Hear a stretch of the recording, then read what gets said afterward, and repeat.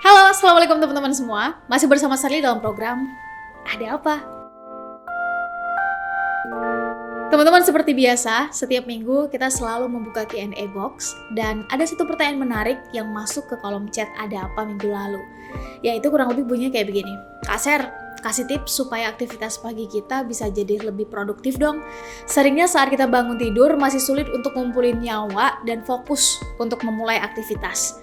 Teman-teman, pertanyaannya sebetulnya simpel dan bisa dibilang sepele, tapi impact-nya bisa luar biasa karena bagi Sally setidaknya saat kita gagal memulai hari, maka seharian hari kita bisa jadi bakal sibuk, bukan lagi produktif. Dan Sally pribadi nggak suka tuh ngetahui bahwa hari itu Sally sibuk, namun nggak produktif. Karena waktu nggak bisa diulang dan waktu nggak akan nunggu kita siap. Maka nggak ada pilihan lain selain melayakkan dan mempersiapkan diri untuk semua kondisi dan situasi yang akan terjadi. Nah, salah satu yang efek dan jadi game changing banget bagi Sally adalah merancang pagi yang produktif. Oke, kita langsung aja teman-teman. Ini dia 3 tips yang Sally coba lakukan, meski kadang-kadang juga masih miss.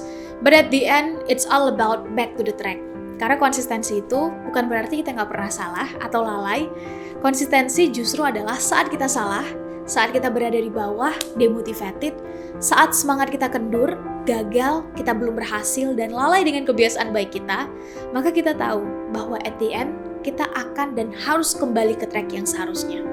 Tips yang pertama adalah keep it simple and keep it easy.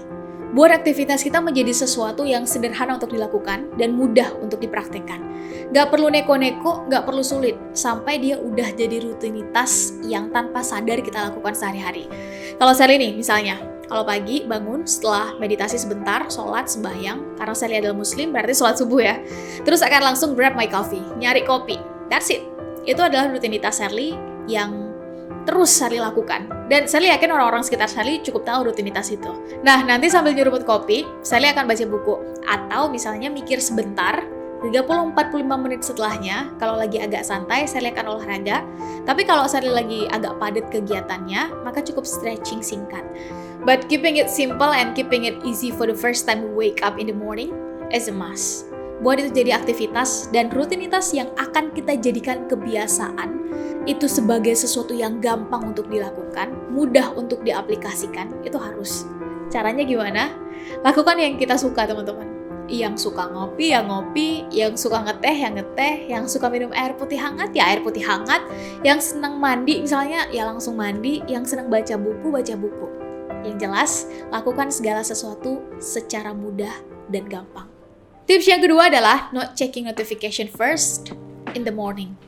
Ini jadi kebiasaan produktif yang Sally bangun dalam beberapa waktu belakangan ini, teman-teman. Bahwa saat bangun tidur, Sally nggak mau cek notifikasi HP dulu. Alasannya sederhana, karena saat Sally cek notifikasi Instagram misalnya ya, atau cek email, atau notifikasi WA, Sally akan menemukan orang yang berkomentar atau meminta sesuatu dari Sally.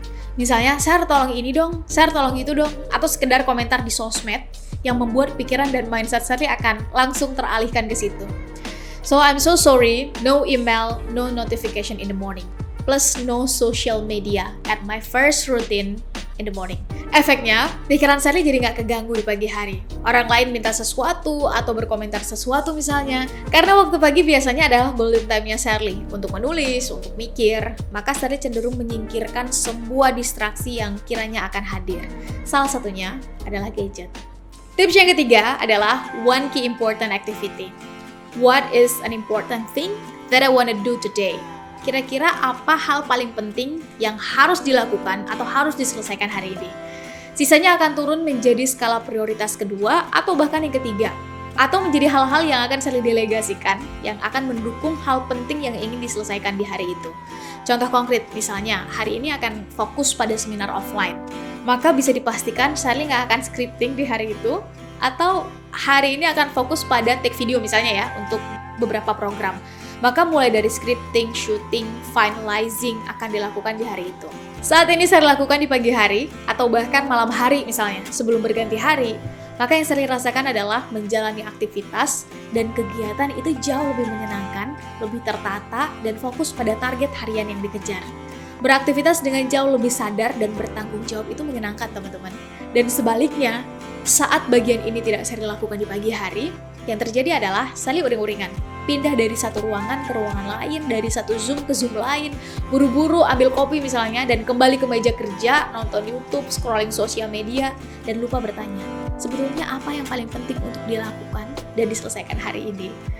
Dan di akhir hari nanti, saat mau istirahat, Sally baru nyadar bahwa yang dilakukan hari ini hanya sekedar mengisi dan menghabiskan waktu, bukan menyelesaikan target harian menuju target yang sudah ditetapkan.